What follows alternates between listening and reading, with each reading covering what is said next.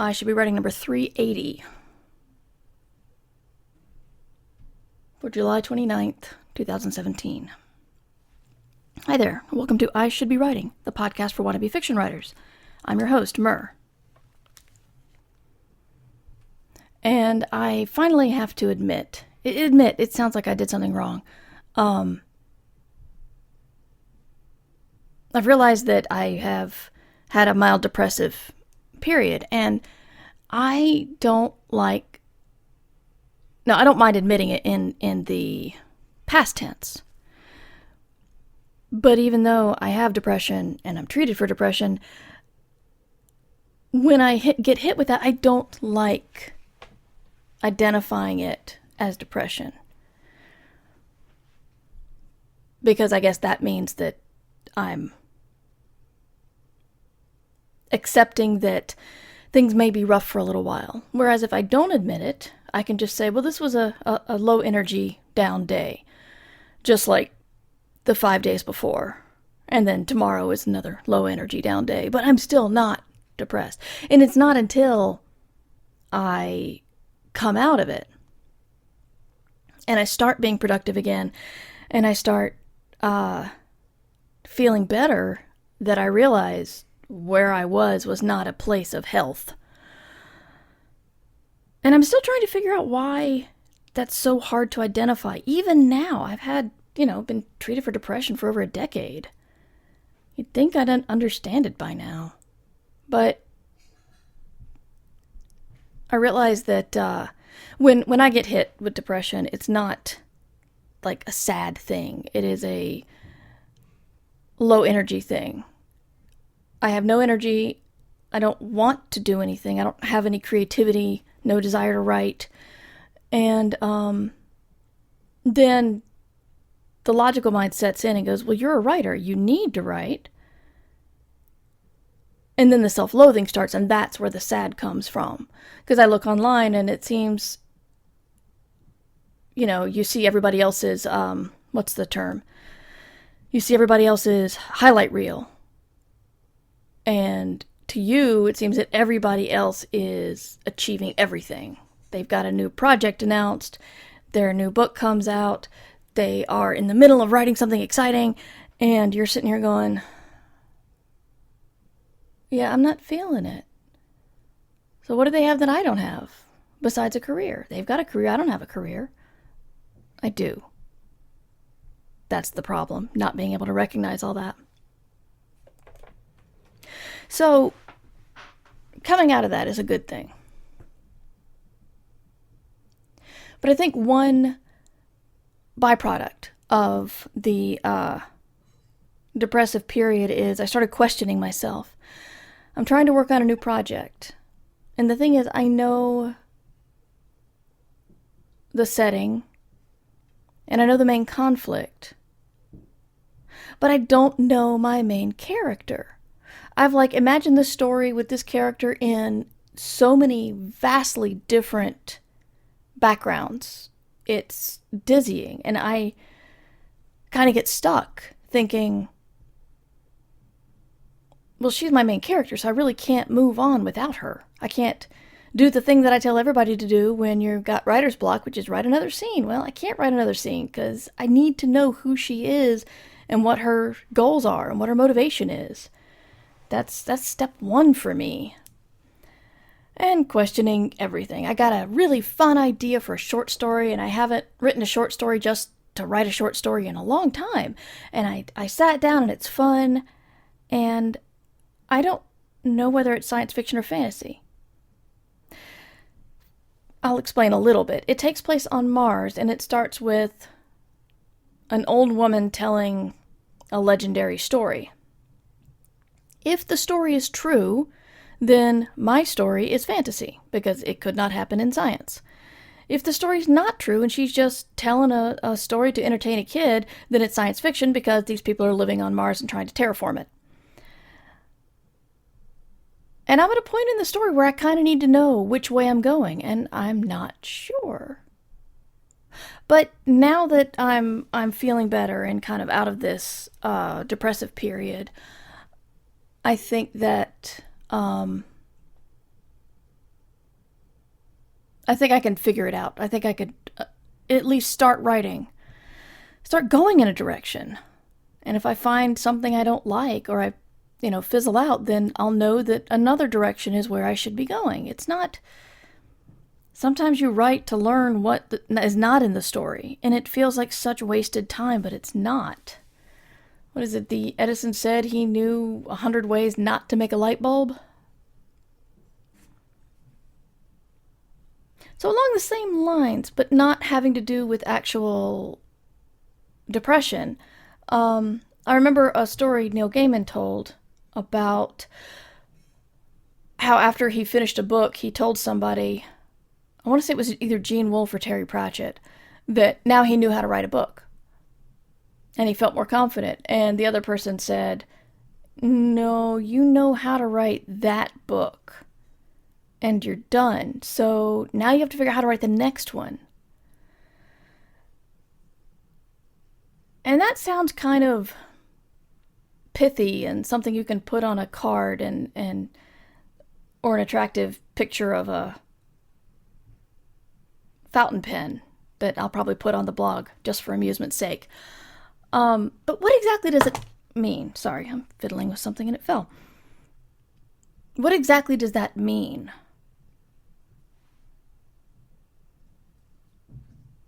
Well, now that I am, now that I'm trying to write something new, I'm understanding it better than I ever have before. When you write something that is a hit, or at least critically acclaimed, my book's not a hit, but pretty much a lot of people like it. That book, by the way, is 6 weeks, and it's on sale now. When you start a new book, it's can I do it again? Will this be as good as the last one? Will it be too similar to the last one and people won't like it? Will it be too far away from the last one and people won't like it because they want more of the thing before? Actually, I had that problem with 6 weeks because I moved from, science fiction, or moved from humorous urban fantasy to science fiction mystery thriller. That's a big step.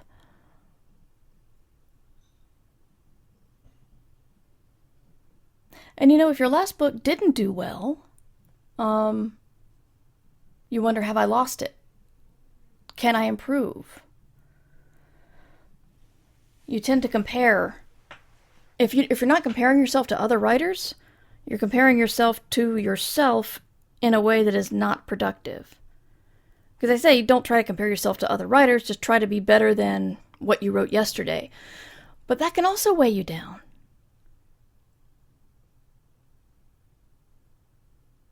And the thing is, this is a problem I am experiencing right this minute, and I don't have a ton of advice if you're experiencing this too. But really, what I have to say is, when I'm done recording this and uploading it, I'm just going to write something. Probably going to continue on my short story. I'm going to decide whether they're real or not, and then I'm going to keep going.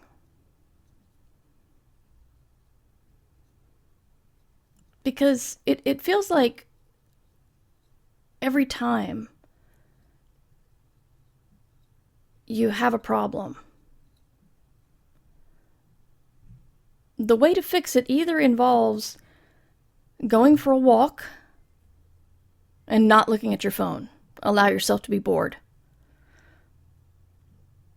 Either going for a walk, taking care of your body, getting a meal, resting, walking around, stretching, or put your head down and write.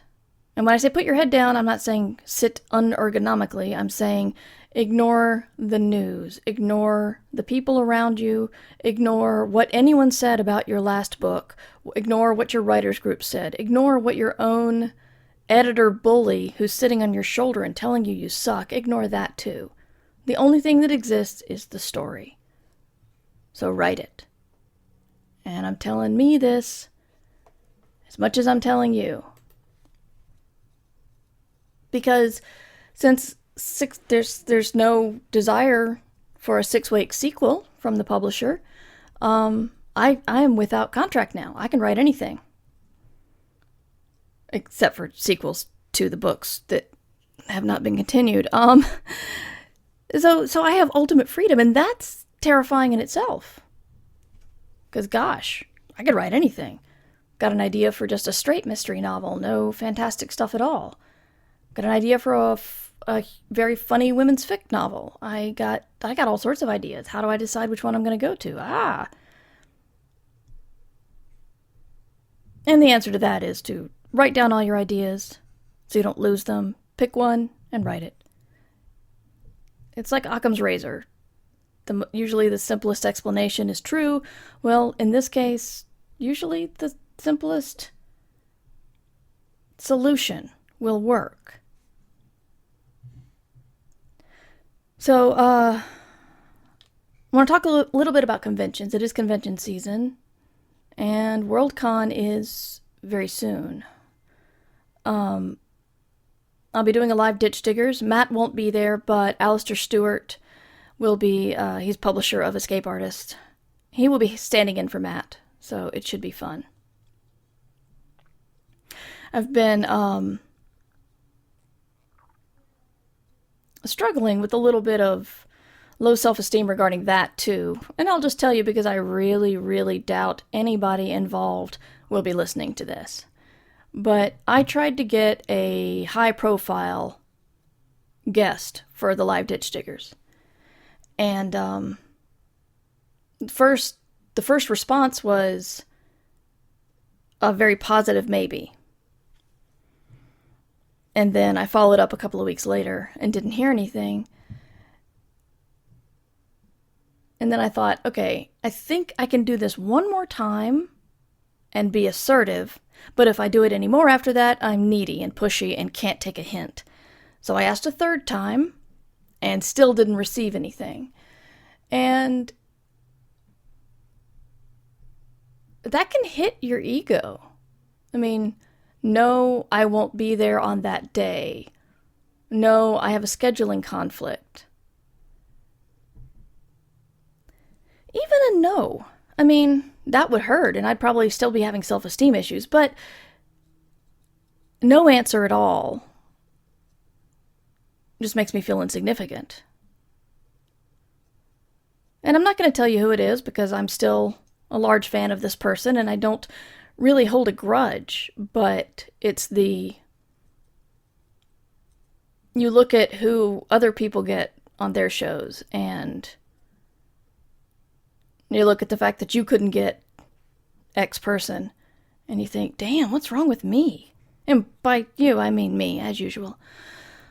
But, I really shouldn't be saying it like this, but, this is the honest, vulnerable podcast, not the in-your-face business podcast. So I'm going to be honest and say that was a little bit of a sting. But we're still working on making an awesome, awesome show. Because Ditch Diggers is an awesome show. I also have a game show. I'm Sorry I Haven't a Clue, which is a British game show that I've never seen, but I have an awful lot of documentation on how to prepare for it. This panel has homework. I do not have a reading, which is kind of sad, but I do have a signing on Friday? No, Saturday. No, Thursday. I'll just name all the days of the week and eventually get there. I'm sorry, they had my reading on Friday, and they moved it when I requested it. Because Friday is the Hugo ceremony, and I'm going to need time to get back to my hotel, which is like 15 minutes away at best, and change clothes. Because I ain't walking around in nerd prom dress all day. It's funny, I am nervous about the Hugos, but for some reason, I'm more nervous about the Saturday, because usually WorldCon has the Hugos the last night of the con, and the next day there's some programming, but pretty much people are heading out.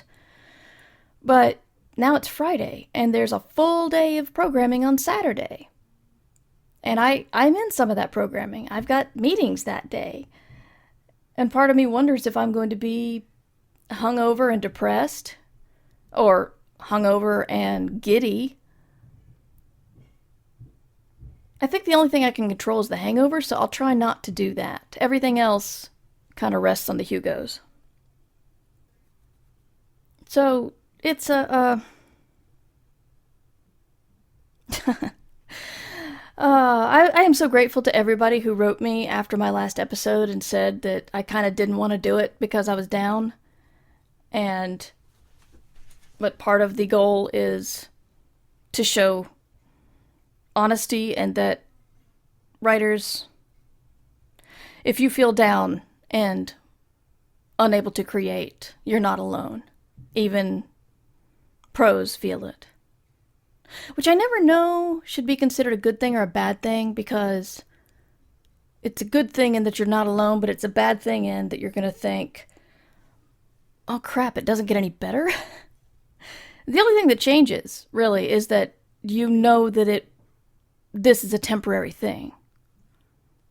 This down period, this period of not knowing what to write, period of